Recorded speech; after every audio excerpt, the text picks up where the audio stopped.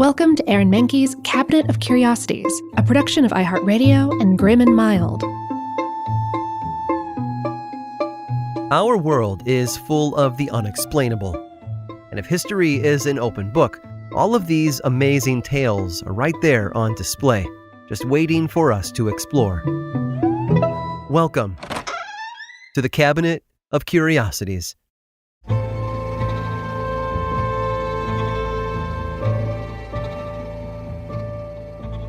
Humanity has done quite a bit of damage to this planet. According to scientists, the climate change we are experiencing now is due to the greenhouse effect caused by human expansion and innovation.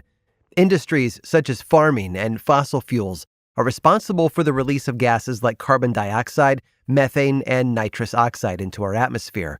And the results of these gases have been devastating. Hotter summers, colder winters, and stronger storms can all be linked back to climate change. But one of the first modern phenomena caused, at least in part, by human involvement, was the Dust Bowl. The Dust Bowl wasn't one single event. It was actually a series of dust storms that swept across much of Middle America and parts of Canada during the 1930s. The rampant farming in the Great Plains during the 1920s had removed the native grasslands, turning the land into soil for growing crops. Unfortunately, the tractors and combines that were churning up the grass were displacing the very thing that was keeping the land moist, even during periods of severe drought. So when a drought hit several years later, all that fresh topsoil turned to dust, and the ensuing winds carried it all over the country. Big black clouds would fly over hills and trees and course through the canyons of the cities like a foreign body in the bloodstream. And one of the worst of these dust storms happened on Sunday, April 14th of 1935. It was the middle of the Great Depression, and America's West was about to become ground zero for a major weather event. The temperatures had plummeted, and the winds had become so strong they were able to carry the dusty soil from the Oklahoma Panhandle all the way to parts of Colorado, Kansas, New Mexico, and Texas. Lucian Dahl, a witness from Kansas, was only 14 when he saw the black cloud coming toward him. It was over 500 feet tall and traveling at nearly 60 miles per hour. He'd been toiling away on a farm as it made its way across the plains. Thinking quickly, he unhitched the horses and hurried them into the barn with him as he waited out the storm. They made it through the doors just in time. The massive plume swallowed the barn, churning and blowing the dust all around it. The cloud was so thick, Dahl couldn't even see the farmhouse that was only 50 yards away. When he finally emerged, the devastation was unfathomable. The cows in the field were dead, but still standing, and the crops had been cut down by the dust. Everywhere else, things were just as bad, if not worse. A reporter from the Associated Press, Robert Geiger, was in his car in Oklahoma when the disaster struck. He saw the cloud of black coming after him and put the pedal to the metal, driving as fast as he could to outrun it, but soon found himself lost in its haze of death and destruction. Geiger wrote a story the next day about his harrowing ordeal, calling it a dust bowl and giving birth to the name that would become the description for the entire time period. Elsewhere, homes were subjected to the same experience as the dust found its way inside by any means necessary, as though it were on a mission. And even when protected by walls and closed windows, people still succumbed to the cloud's effects. Many of those who had breathed it in fell ill with pneumonia. Hundreds died. By some counts, the death count reached into the thousands. April 14th of 1935 came to be known as Black Sunday. The storm, which had hit Oklahoma around 4 p.m., ended up in Texas around 7 o'clock that night. But it didn't just cover everything in a thick layer of dirt. It also caused a strange side effect. You see, the storm was full of electricity, but not lightning. It wasn't that kind of storm. Built up within the dust were static electric charges, which continued to grow as more and more particles came in contact with each other. Eventually, all that static electricity had to be released. And so, like a kid rubbing his socks across the floor and touching a doorknob, people would find themselves jolted by a bolt of static electricity, just on a much larger scale. Kids and mothers embracing after the dust storm would wake up sometime later, having been knocked unconscious by the shock.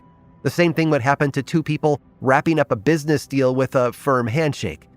Dust storms didn't just destroy the land, they also killed or electrocuted people and animals. And they were just the start of the kind of weather events that would come to illustrate the follies of man's obsession with greed and progress. The Dust Bowl was a curious warning, and if we're all not careful, we might find ourselves repeating it, or worse.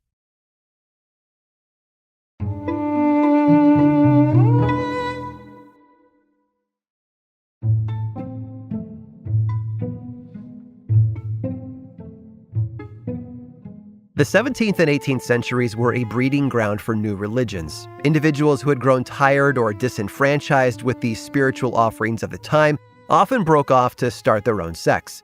For example, the Episcopal Church first built its roots in American colonies around 1607, but shed its Church of England baggage after the Revolution more than 100 years later.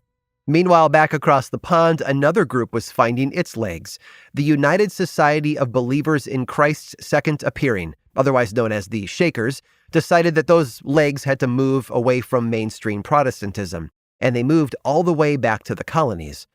The Shakers borrowed many of their beliefs from the Quakers, but were more progressive in their viewpoints. Shakers avoided violence and allowed women to lead along with the men. In fact, they believed men and women were equal in the eyes of God. They also shunned procreation, choosing to adopt instead and recruit others to their religion. But one of their most well-known and lasting contributions, especially in America, has been their furniture. Shaker furniture avoids flashy ornamentation like ornate carvings or delicate inlays. Instead, it relies on a minimal and functional aesthetic that stands the test of time. Shakers were resourceful perfectionists, and that's evident in their craft. And because of their more forward-thinking notions on gender and equality, that constant need to do one's best work found its way into both men and women within the community. Women like Tabitha Babbitt. Born Sarah Babbitt in Hardwick, Massachusetts in 1779, the details of her childhood aren't really well known, although she did become a member of the Harvard Shaker community where she developed some interesting skills. For one, Babbitt was observant. She was a weaver by trade, but often watched the men work at the local sawmill. She noted how they would maneuver their unwieldy whipsaw across massive lengths of timber, and she believed that there was a better way possible. A whipsaw, or a pit saw, was one long saw blade with teeth on one side. The top man would stand on the log, which was elevated on a giant stand. Sometimes the pit would be dug below, and he would slice down toward the second person, the pit man, who would guide the blade back up, ready for another push. Lifting the saw blade became a two-person job, with the weight of the saw shared between them. But Babbitt noticed something about the saw and how it worked, mainly that it could be a lot more efficient. The men were wasting 50% of their energy and time in lifting the blade back up into position, since it only cut on the downstroke. So she suggested an alternative solution, a circular blade. A round saw blade was created, which she tested by connecting it to her spinning wheel and powering it with her foot pedal. And she was right. This new method would save the workers from bad backs and allow them to cut more wood in a fraction of the time. The blade was eventually transferred to a water-powered apparatus to test its industrial capabilities, before a larger one was created and installed in the mill. Sadly, Babbitt's Shaker beliefs prevented her from patenting her invention, as the Shakers believed in communal living, meaning whatever someone created was to be shared with everyone, and that included intellectual property. Instead, her design was copied by many, and even patented later by two Frenchmen. But that didn't stop Babbitt from looking for ways to improve the world around her. Among her many accomplishments, she either invented or contributed to the creation of several innovations in her lifetime. She came up with an upgrade to her spinning wheel that allowed it to spin twice the yarn in half the time. She also helped with the invention of cut nails, which used to be made by hand one by one. After Babbitt was done, they were being cut from a single sheet of iron, many at a time. Babbitt lived to be 74 years old, finally passing away on December 10th of 1853, one day after her birthday. At the time of her death, she happened to be working on a new method for making false teeth. Even in her old age, Tabitha Babbitt couldn't abide by that old adage, because we've always done it that way. She often saw a better way, a more efficient way, because in her community, she was a mover and a shaker. I hope you've enjoyed today's guided tour of the Cabinet of Curiosities. Subscribe for free on Apple Podcasts or learn more about the show by visiting curiositiespodcast.com.